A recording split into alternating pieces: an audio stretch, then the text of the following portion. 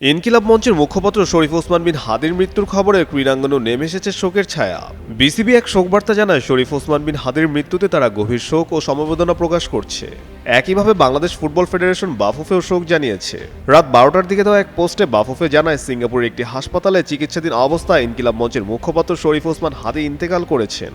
বাফুফে আরও জানায়, মরহুমের বিদ্রোহী আত্মার মাগফিরাত কামনা করার পাশাপাশি শোকস্তব্ধ পরিবারের প্রতি গভীর সমবেদনা জানাচ্ছে বাংলাদেশ ফুটবল ফেডারেশন। গত 12 ডিসেম্বর শুক্রবার জুমার নামাজের পর গুলিবিদ্ধ হন হাদি। চলন্ত মোটরসাইকেল থেকে দুর্বৃত্তরা রিকশায় থাকা হাদিকে গুলি করে পালিয়ে যায়। গুরুতর আহত অবস্থায় হাদিকে দ্রুত ঢাকা মেডিকেল কলেজ হাসপাতালে নেওয়া হয়। সেখানে অস্ত্রোপচার শেষে তাকে রাতে ঢাকার এভার কেয়ার হাসপাতালে ভর্তি করা হয়। পরে গত সোমবার দুপুরে এয়ার অ্যাম্বুলেন্সে করে তাকে সিঙ্গাপুরে নেওয়া হয়। সেখানে চিকিৎসাধীন অবস্থায় শুক্রবার রাতে শেষ নিঃশ্বাস ত্যাগ করেন তিনি।